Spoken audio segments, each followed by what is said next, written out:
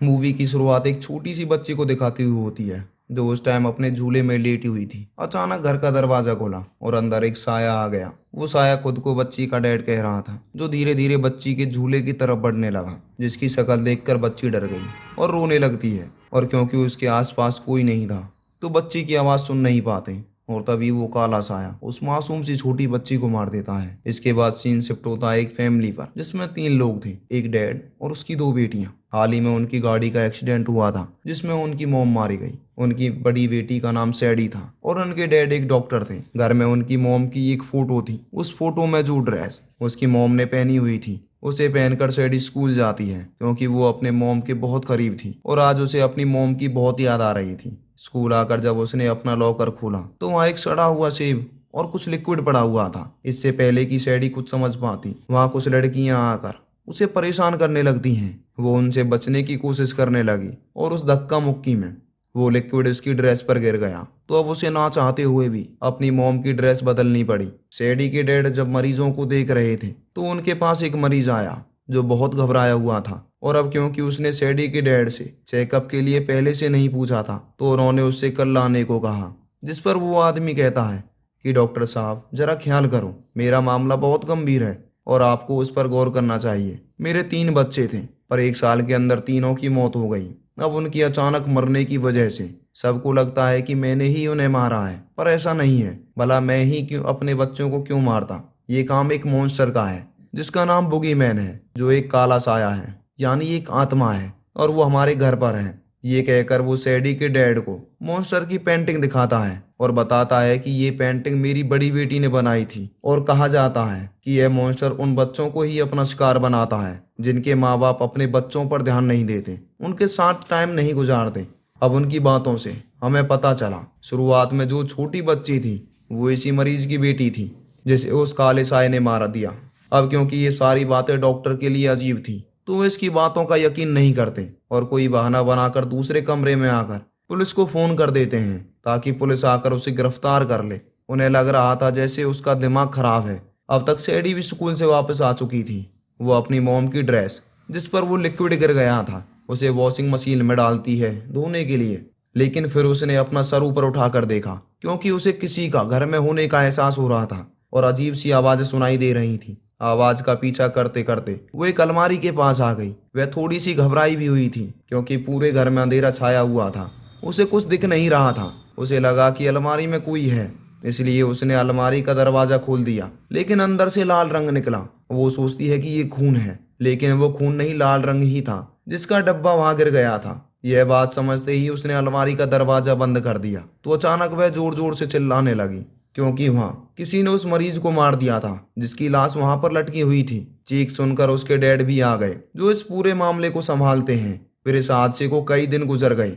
एक दिन सैडी अपने डैड को कहने लगी, क्योंकि आप डॉक्टर हैं तो मुझे आपसे अपने मॉम के बारे में बात करनी है। इस पर उसके डैड ने मना कर दिया, ये कहते हुए कि नहीं, मैं तुम्हारे मॉम के बारे में कोई बात नहीं करना चाहता। अगर तुम्हें कोई बात करनी है तो अपनी फीमेल डॉक्टर से करो।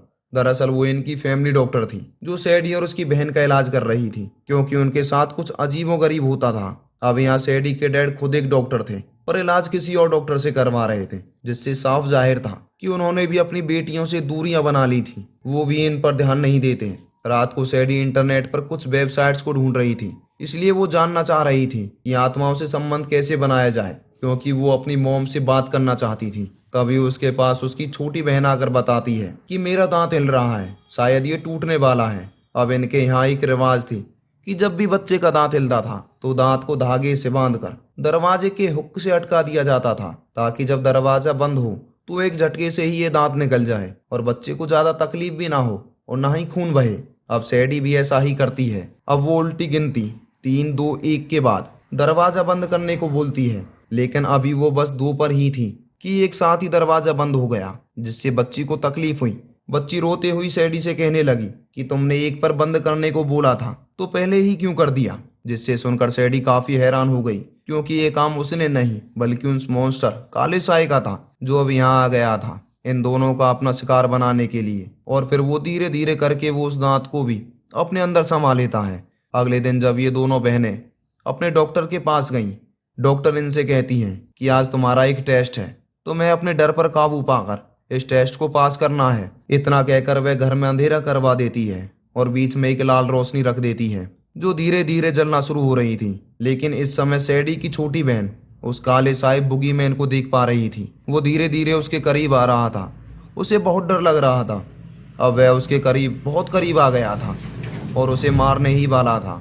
लेकिन तभी वो जोर से चिल्लाती है और उसके ऐसा करने से डॉक्टर पूरे घर की लाइट ऑन करा देती है। और अब तक बुगीमैन वहां से जा चुका था। अब सैडी अपने घर में हुई उस मरीज की मौत पर रिसर्च कर रही थी, जिस वजह से वो फोन भी मिल जाता है जो उसके डैड के पास तब था जब वो उस मरीज से बातें कर रहे थे। साथ ही मरीज के घर का पता भी। उनके डैड की आदत थी कि जब भी वो किसी मरीज से बात करते थे तो उसे रिकॉर्ड किया करते थे। अब जब सैडी वो रिकॉर्डिंग सुनती है तो उसे भी लगने लगता है कि हाँ, कोई साया ऐसी आत्मा है जिसने उस मरीज के बच्चों को मारा होगा और वो अब हमारे घर भी मौजूद है। साथ ही सैडी को वो डायरी भी मिल जाती है जिस पर उस मरीज की बेटी ने उस बुगीमैन की तस्वीर बनाई थी और उसी से सैडी उस साये को देख पाती है। ये तस्वीर वो अपने बहन के पास लेकर गई और पूछा कि तुमने कभी ऐसे साये को घर में महसूस किया या देखा है। उसकी बहन कहती है कि हाँ, देखा है। मुझे अक्सर डर लगता है तो मैं अपने साथ एक सफेद लाइट बॉल लेकर सोती थी, पर बुगीमैन ने मेरे पास आकर उसे तोड़ दिया और तब मैंने उस साये को महसूस किया। उसके घर में जो अजीबोगरीब चीजें चल रही थी उससे सैडी बहुत परेशान थी। अब उसके पास घर का पता आ गया था तो वह फैसला करती है कि मैं वहां जाकर चेक करूंगी कि कहीं इस साये का ताल्लुक वहां से जुड़ा हुआ तो नहीं है। जब सैडी वहां जाती है तो वह देखती है कि वहां बहुत सारी जली मोमबत्तियां पड़ी हुई थी। क्योंकि यहाँ कोई नहीं था तो वह अपना नंबर फ्रीज पर लिख कर जाने लगी। लेकिन तभी उसके सामने एक औरत आ गई जो खुद को उस मरीज की वाइफ बताती है और सैडी से पूछती है कि तुम कौन हो और यहाँ क्या कर रही हो। सैडी कहती है कि हमारे घर में पिछले कुछ दिनों से अजीब गरीब चीजें हो रही हैं। कोई ऐसा साया है जो हमारे घर में आ चुका है और बार बार हमें जान से मारने की कोशिश करता है। जो बात सुनकर मरीज की वाइफ समझ गई कि इनके घर पर भी उस मॉन्स्टर का साया है। यहाँ सैडी उससे पूछती है कि मैं यहाँ इसलिए आई हूँ ताकि जान सकूं कि उस मॉन्स्टर से पीछा कैसे छुड़ाया जाए, तो आप हमारी मदद कीजिए। हमें क्या करना चाहिए? मरीज की वाइफ जवाब देती है कि अफसोस, ऐसा कोई तरीका नहीं है जिससे तुम उस मॉन्स्टर से बच सको। वह कभी तुम्हारा पीछा नहीं छोड़ेगा। तुम जहाँ जहाँ जाओगे वो वहाँ वहाँ आ जाएगा और यह सिलसिला तभी खत्म होगा जब तुम मारे जाओगे। उस मॉन्स्टर को बुगीमैन कहते हैं जो तुम्हारे डर का फायदा उठाकर पहले तुम पर हावी होता है, जिससे साफ है कि जब तुम ज्यादा डर जाते हो तो वो तुम्हारी जान ही ले लेता है। लेकिन इसकी एक कमजोरी है और वो है रोशनी। रोशनी से इसे बहुत डर लगता है। उनकी यह बातें चल ही रही थी कि यहाँ वह मॉन्स्टर बुगीमैन आ जाता है, जिसे देखकर मरीज की वाइफ सैडी से कहती है कि खड़ी रहो, हिलना मत बिल्कुल भी। और जैसे ही उसने उस पर गोली चलाई तो सैडी मौका पाकर वहां से भाग जाती है और घर आ गई। काफी दिन गुजर जाने के बाद मॉन्स्टर इन्हें परेशान करना नहीं छोड़ता। तभी उनके डैड आकर कहते हैं कि सैडी, अब तुम्हारे मॉम के सामान को बेचने का समय आ गया है, जिस पर वो ऐसा करने से मना कर देती है और अपनी मॉम का सारा सामान बेसमेंट में रखने आ गई। यहाँ उसे अपनी मॉम का लाइटर, सिगरेट और कुछ नशे का सामान मिलता है। काफी टाइम्स सैडी बहुत परेशान थी तो उसका मूड ठीक करने के लिए उसकी दोस्त कहती है कि क्यों ना आज हम पार्टी करें, इसमें हम खूब एंजॉय और मजे करेंगे, जिसके लिए वो मान गई। जैसे ही शाम हुई उसकी दोस्त तैयार होकर आ जाती हैं। वह काफी देर तक इन्होंने खूब मजे किए, लेकिन एक समय पर ये भी बोर होने लगे तो सैडी की एक दोस्त कहती है कि क्या तुम्हारे पास ड्रिंक, शराब वगैरह है? इस पर सैडी कहती है पीने के लिए शराब तो नहीं, लेकिन पीने के लिए नशा तो है, जिसे ये सब मिलकर पीने लगते हैं। अब जब सैडी की बारी आई तो उसने नशा लिया। नशा लेने के बाद सैडी की तबीयत खराब होने लगी, इसलिए जब वो उल्टी करने गई तो उसके मुंह से वो धागे से लिपटा दांत निकलता है जो उसकी बहन का था। ये बात वो अपनी दोस्तों से छुपाती है। उसकी दोस्त कहने लगी कि शायद तुम्हारी तबीयत ठीक नहीं है, तुम थोड़ा आराम कर लो। जो कहने के बाद वो उसे एक अंधेरे कमरे में बंद कर देती हैं। अब सैडी पहले से ही काफी परेशान थी क्योंकि वह जानती थी कि यहाँ पर बुगीमैन है, और अब उसका डर और बढ़ गया क्योंकि वहाँ केवल अंधेरा था। तभी सच में वहाँ बुगीमैन आकर हमला कर देता है और उसे मारने की कोशिश करता है। तभी सैडी अपनी जान बचाने के लिए जोर जोर से चिल्लाने लगी। उसकी चीख सुनकर उसकी दोस्त ने दरवाजा खोल दिया और डरते हुए पहले तो बाहर आई और फिर अपनी दोस्त को जोरदार थप्पड़ लगा दिए और कहने लगी कि तुम मुझे अंधेरे कमरे में बंद करने की क्या जरूरत थी। उसकी इस हरकत पर वाकई दोस्तों को बहुत बुरा लगा। वो घर से बाहर निकल जाते हैं ये कहकर कि सैडी पागल हो गई है। अब घर में पार्टी चल रही थी तो सैडी की डैड ने छोटी बेटी को वीडियो गेम चला कर दे दिया।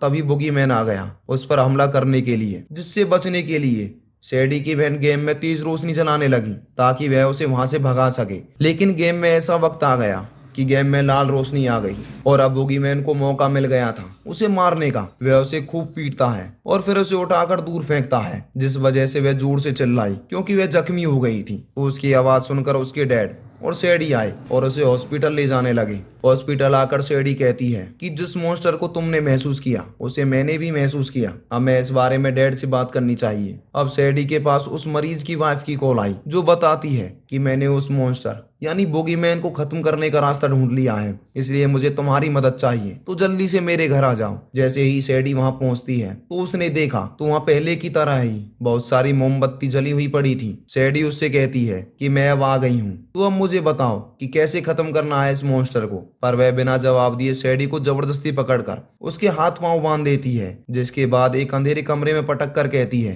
कि तुम हो उसे मारने का जरिया, माफ करना उसे खत्म करने के लिए। तो मैं चारा बनाने के अलावा मेरे पास और कोई रास्ता नहीं था। अपना शिकार देखकर बोगीमैन जरूर आएगा। जैसे ही वह जमीन पर पड़ी रस्सी से टकराएगा तो वहां से बहुत सारी गोलियां निकलेंगी और वो मारा जाएगा। खुद को खतरे में देखकर सैडी पहले तो काफी रोती है, फिर सोचने लगी कि उस मॉन्स्टर को आज खत्म ना किया तो वो हमेशा के लिए हमारा पीछा पड़ जाएगा और जान लेकर ही दम लेगा। तो वो चुपचाप उसका इंतजार करने लगते हैं। कुछ ही देर में मॉन्स्टर यहाँ आ ही गया। हालांकि उसे पता चल गया था कि मुझे मारने के लिए कुछ जाल बिछा दिया गया है, लेकिन वो इतना भूखा था कि अपने शिकार यानी सैडी को खाने के लिए आगे बढ़ा। लेकिन जैसे ही उसका पैर उस रस्सी से टकराया तो एक साथ उस पर बहुत सारी गोलियां चलने लगी। इतनी ही देर में वहां मरीज की वाइफ आ गई। वो उसे कमजोर करने के लिए उस पर और गोलियां चला देती हैं, लेकिन वो एक साया था तो उसे खत्म करने के लिए ये गोलियां ही काफी नहीं थी। अचानक वो मरीज की वाइफ के पास आया और हमला करके उसे जान से मार डालता है। जिस बीच मौका पाकर सैडी यहाँ से भाग जाती है और सीधा अपने डैड को कॉल करती है और रो रो कर कहने लगी कि कहाँ हो आप, अभी तक घर तो नहीं पहुंचे, क्योंकि घर में वो मॉन्स्टर उन्हें मारने के लिए आ चुका था। लेकिन सिग्नल ठीक ना होने के कारण उसके डैड उससे ठीक तरह से बात नहीं कर पाते।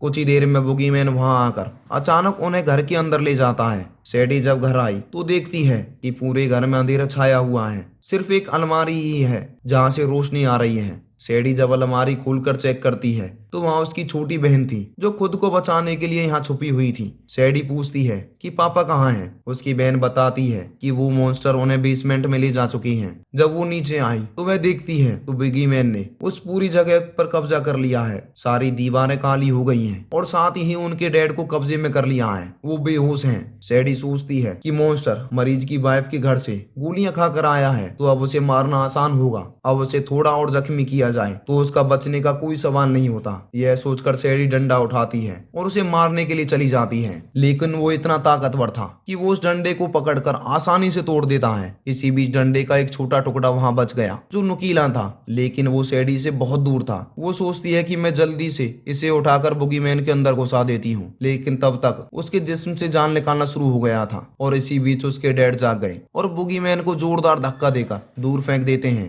तभी यहाँ सैडी की बहन आई जिसके हाथ में एक स्प्रे था और बोगीमैन उसे देख चुका था और उसे अपना आसान शिकार समझकर उसकी तरफ बढ़ने लगा। लेकिन सैडी की बहन को अपनी मॉम का लाइटर मिल गया था। लाइटर से स्प्रे से जैसे ही उसने आग जलाई वहाँ काफी आग की स्प्रे बोगीमैन पर लगने लगी। एक तो वो वैसे ही रोशनी से डरता था और ऊपर से आग भी बन गई तो वो हारता हुआ नजर आ रहा था। पर एक वक्त ऐसा भी आया जब स्प्रे खत्म हो गई। अब वहाँ अंधेरा छा गया था तो अब बोगीमैन उन्हें मारने ही वाला था, लेकिन यहाँ सैडी की बहन को पेट्रोल मिल जाता है जिसे वो बोगीमैन पर डाल देती है। खुशकिस्मती से लाइटर चल पड़ा और वो उसे ऑन करके बोगीमैन पर छोड़ देते हैं। पेट्रोल ने जैसे ही आग पकड़ी तो पूरे बोगीमैन में आग लग जाती है और वो जलकर मर जाता है। यहाँ आखिरकार उस शैतानी आत्मा यानी बोगीमैन का अंत हुआ। इससे इन तीनों की जान बच गई, जिसके बाद सब कुछ पहले जैसा बिल्कुल नॉर्मल हो गया। इसी बीच अब सैडी के डैड ने भी अपनी बेटियों से दूरियां कम कर दी थी और उनका अच्छे से ख्याल रखने लगा। अब दोनों बहनें इलाज के लिए अपनी डॉक्टर के पास बैठी हुई थी।